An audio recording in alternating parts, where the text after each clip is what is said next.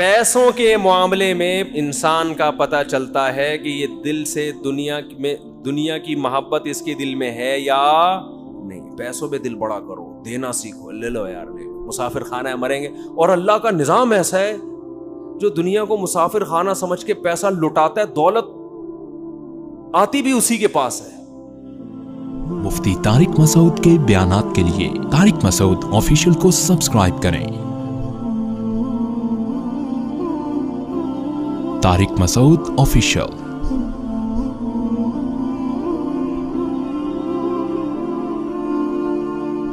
انسان کی دینداری کا اور اس بات کا کہ یہ آخرت پر یقین رکھتا ہے, سب سے پہلے پتہ چلتا ہے کہ مالی معاملات میں کیسا ہے. پیسہ دینا کسی کو بہت مشکل کام ہے, اپنا نقصان کر کے. میرے پاس صبح شام کیس آتے ہیں, وہ 1 کروڑ کھا گیا, اس کے 2 کروڑ کھا گیا. جو کھایا ہوتا ہے میں اس سے بولتا ہوں 2 اس پہ, کہہ رہے کہاں سے دوں, گھر بیچ کے دو. بھائی میں کیا روڈ پہ آ جاؤں؟ میں نے کہا جن کے پاس ذاتی گھر نہیں ہے کیا روڈ پہ سو رہے ہیں وہ سارے؟ بولو نا کیا ہو گیا بھائی, کرائے پہ رہو نا. نہیں جی میں کیسے گھر بیچوں, میں نے فلاں کا 2 کروڑ دینا ہے, 3 کروڑ دینا ہے, میں گھر کیوں بیچوں؟ پورے حرام خوری کے مزے اڑائے گا ہے بھائی. گھر بھی اپنا رہے, گاڑی بھی نہ بکے, سب کچھ ہو, اور پھر اضافی کوئی تکا لگ گیا تو فلاں کا قرضہ ادا کر دوں گا میں کیونکہ میرے بزنس میں لاس ہوا ہے. سمجھتے نہیں ہو میرا خیال ہے یہ ہو رہا ہے مارکیٹ میں, بزنس میں لاس ہوا, میں کہاں سے تو دے گا. آج کل میرے زبان میں باپ کا لفظ چڑھا دیا اس بندے نے, تیرا باپ بھی دے گا ٹھیک ہے نا, مکان بیچ دے قرضہ فلاں کا. میرے چھوٹے چھوٹے بچے ہیں, میرے تو بھائی چھوٹے چھوٹے بچے بھی ہوتے ہیں, بڑے بڑے بچے بھی ہوتے ہیں. یہ تو ہمیشہ سے ہو رہے, بچے کبھی چھوٹے ہوں گے, کبھی بڑے ہوں گے, کبھی منجلے ہوں گے, کبھی نہیں بھی ہوں گے, کبھی ہوں گے. یہ تو دنیا کا حصہ ہے. تو کیا آسمان سے نیا نازل ہوا ہے کیا تیرے چھوٹے چھوٹے بچے ہیں؟ بچے تو پہلے چھوٹے چھوٹے ہی ہوتے ہیں, بڑے بڑے تو اچانک پیدا نہیں ہو جاتے. فضول قسم کی باتیں. مکان بیچو, فلاں کا قرضہ دو. نہیں آ رہی بات میرا خیال ہے. بہن وراثت مانگ رہی ہے, بیچ اس مکان کو جس پہ تو قبضہ کر کے بیٹھا ہوا ہے 1000 گز کے بنگلے پر, بیچ کے اس کا حصہ دے. اب دے تو تڑاک پہ آ گیا ہوں میں. یہ تمیز سے سمجھانے والی باتیں ہیں ہی نہیں. داڑھی اتنی لمبی رکھی ہوئی ہے, عمرے ہو رہے ہیں, تمہارا حج ہو رہا ہے, تو نے بہن کی وراثت کہہ رہے ہیں جب مکان بکے گا, مکان تو 25 سال کے بعد جا کے بکے گا. اس وقت تو بہن بڈھی ہو کے مر چکی ہوگی, اس کو کیا فائدہ ہوگا اس مکان سے؟ نہیں جی ابا کا مکان ہے, بیچ دیا تو ہم کہاں جائیں گے. کیا جن لوگوں نے کیا کرائے پہ, میں ابھی تک اللہ کا شکر ہے کرائے پہ رہتا ہوں, ابھی تک میرا ذاتی گھر. ہم جب 14 بچوں کے ساتھ کرائے پہ رہ سکتے ہیں تو 2 بچوں کے ساتھ وہ بھی اتنے سے اس میں تو دراز میں آ جائیں گے. اس کے لیے تو گھر کی بھی ضرورت نہیں ہے. ایک الماری خریدو, اس میں رکھو اس کو. گھر تو ہے ہی نہیں آج کل. گھر تو وہ ہوتا ہے جس میں افراد ہو. نہیں آ رہی میرا خیال ہے بات. ایسا ہی ٹھیک ہے جیسے چل رہے ہیں بھائی. گھر تھوڑی ہے یہ جو ایک آدمی کو گھر ہے اس کے لیے اتنا ٹینشن ہے یار. 2 بچوں کے لیے کیا ٹینشن ہے؟ 2 بچوں کے لیے کیا ٹینشن؟ 1 بیوی ہے, 2 بچے, اس کے لیے تو اب کرائے کی بھی ضرورت نہیں ہے بھائی. تو پیسہ دو, کیا کرو؟ یہ ہے نا میرا مکان بک جائے گا, کوئی مسئلہ نہیں ہے, آپ کا مکان بک جائے گا. یہ مکان اصل نہیں ہے, آپ کا مکان اصل میں وہ قبر ہے. جہاں بھی راحت اندھوری نے شعر کہا تھا نا, 2 گز صحیح لیکن میری ملکیت تو ہے. اے موت تو نے, کیا شعر ہے یار, اے موت تو نے مجھ کو زمیندار کر دیا. 2 گز صحیح لیکن میری ملکیت تو ہے. اے موت تو نے مجھ کو زمیندار. زمیندار جب بنتا ہے جب قبر میں جاتا ہے, یہاں سے کوئی نہیں نکالے گا. لیکن کراچی کے قبرستانوں میں وہ بھی نہیں ملتی, آپ وہاں سے نکالتے ہیں. 1 سال کے بعد گورکن کہتا ہے تھوڑا سائڈ پکڑ دوسرا مردہ ڈالنا ہے. آپ آدمی کہتا ہے یار یہاں تو آرام سے سونے دو. کراچی میں قبرستان بھر چکے ہیں, ایک ایک قبر میں 10-10 مردے دفنائے جا رہے ہیں. تو وہ 2 گز کا پلاٹ بھی 10-10 مردے اس میں شریک ہوتے ہیں. ابھی ایک صاحب آئے کہ وہ ہماری والدہ کا انتقال ہوا تھا, اسی قبر میں والد کو ہم دفنا رہے ہیں, جگہ نہیں مل رہی. میں نے کہا اپنی ذمہ داری پہ دفناؤ بھائی. اب مجھے نہیں پتا آپ کے ابا اماں کے تعلقات کیسے تھے. ہاں ایسا نہ ہو کہ ہاں سوری ابا کا انتقال ہوا تو اسی میں اماں کو دفنا رہے ہیں. میں نے کہا ایسا نہ ہو قیامت کے دن ابا بولے یار یہاں تو مجھے تھوڑا سا انجوائے کرنے دیتے. لیکن اگر اچھے تعلقات ہیں پھر تو ٹھیک ہے. تو میں نے کہا دفنا سکتے ہیں, اتنا عرصہ اگر گزر گیا, لیکن باقی آپ کے ابا اماں کے تعلقات کیسے تھے, یا ابا جانے بولو آپ جانے. احتیاط اسی میں ہے کہ فاصلہ رکھا ہے.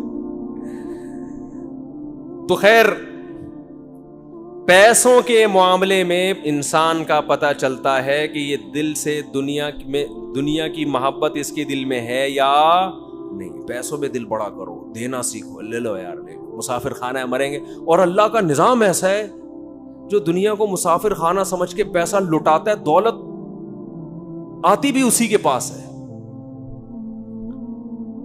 رزق جو ہے نا ایسے آتا ہے سینگ مار کے گھستا ہے, جیسے بیل نا, آوارہ بیل جیسے ٹکرے مار مار کے گھستا ہے نا لوگوں کے گھروں میں, ایسے رزق گھستا ہے.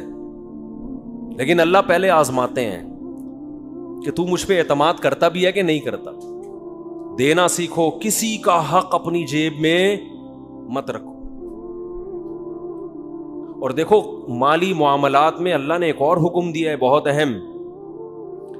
اچھا, لوگ یہ بھی دیکھ رہے ہوتے ہیں فلاں کو ضرور, میں اپنا 2 کروڑ کا مکان بیچوں گا تو فلاں کو ضرورت کیا ہے, وہ تو اتنا کھاتا پیتا آدمی ہے. او بھائی جان, جب کسی کا پیسہ آپ کے ذمے ہوتا ہے تو آپ نے دینا ہے اس کو, وہ چاہے زرداری کیوں نہ ہو, ٹھیک ہے نا. اس کو ضرورت ہے یہ نہیں ہے شریعت میں, آپ نے دینا ہے. وراثت دینی ہے. ایک بھائی کروڑ پتی, ابھی ایک ویڈیو وائرل ہوئی تھی, پتہ نہیں صحیح ہے غلط ہے, کہ وہ بہن وراثت مانگ رہی تھی, اس کو بھائیوں نے کوٹا. مجھے نہیں پتا وہ صحیح ہے, فیک بھی ہوتی ہیں چیزیں, یا بعض دفعہ کیس کچھ اور ہوتا ہے, بنا کچھ اور دیا جاتا ہے. لیکن بعض دفعہ ایسا حقیقت میں ہوتا بھی ہے.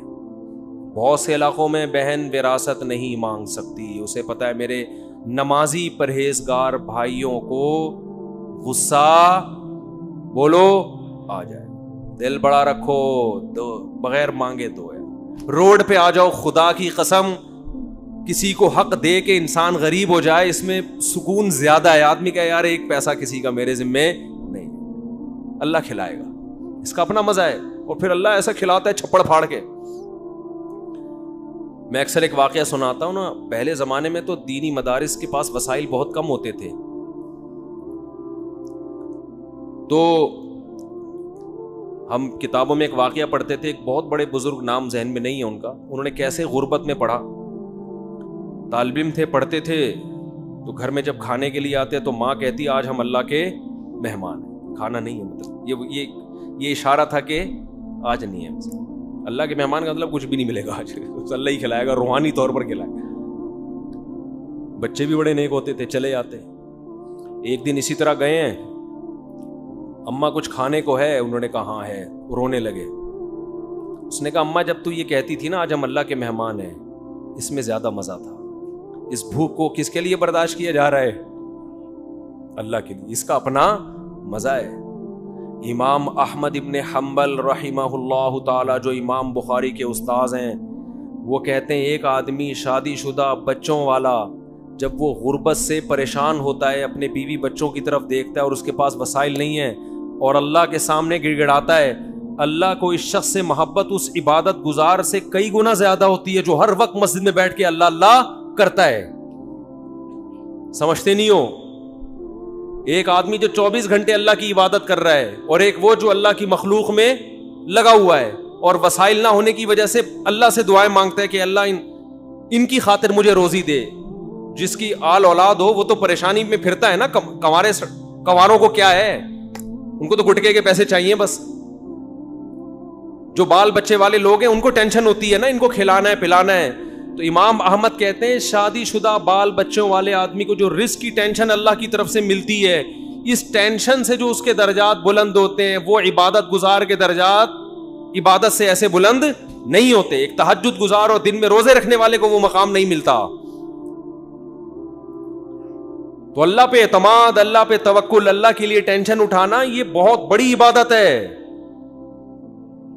یہ عبادت کیوں ہے کہ اس ٹینشن میں بھی اس کے قدم حرام کی طرف نہیں جا. نہ یہ نسل روک رہا ہے, نسل روکنا بھی جائز نہیں ہے غربت کے خوف سے کہ کھلاؤں گا کہاں سے.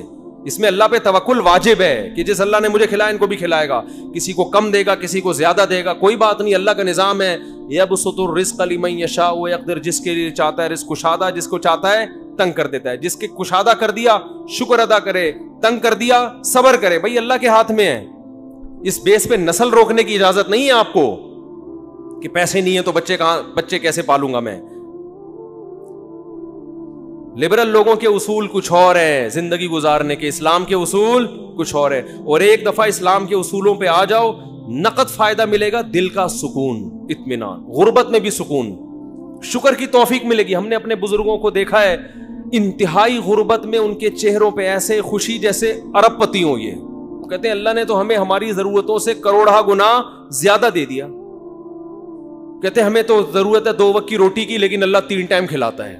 ہمیں تو ضرورت ہے بس ایک چھپڑا مل جائے سر چھپانے کو, لیکن اللہ نے پورا گھر, وہ یہی سوچ سوچ کے خوش ہوتے رہتے ہیں. اور ہمارے یہاں کیا ٹینشن چل رہی ہے یار, 20-50 سال کا ہو گیا اب تک اپنا گھر نہیں بنا سکا میں, اب کیا کرے گا بنا کے. بھائی تھوڑا سا ٹائم رہ گیا, نکل لے, پتلی گلی آنے والی ہے, پتلی گلی آنے والی ہے جس سے فرشتے چوہے نکالیں گے. نکل, 50 سال کے بعد کیا بنانا ہے یار. ہاں بچوں کے لیے آدمی کوئی پراپرٹی لے لیتا ہے, مر گیا, اگر اللہ نے بہت وسائل دیے ہیں چلو حدیث میں آتا ہے کہ ان کو ایسے لاوارث مت چھوڑ کر. اگر اللہ نے وسائل دیے نہیں دیے تو بولو یار ہم بھی تو کسی کے بچے تھے, جب ہم پل گئے تو یہ بھی پل جائیں گے. ٹینشن تو لینی نہیں ہے نا بھائی. ٹینشن لینا اس کی علامت ہے دل میں دنیا کی محبت ہے. اس دنیا سے چپکے ہوئے ہو ایلفی کی طرح, چھوڑنے کے لیے جو چھوڑے گی یہ بتا دوں, اور دنیا چھوڑتی بھی اور آپ کی مرضی سے بتا کے نہیں چھوڑتی. بھائی یہ بڑا مسئلہ ہے دنیا کے ساتھ.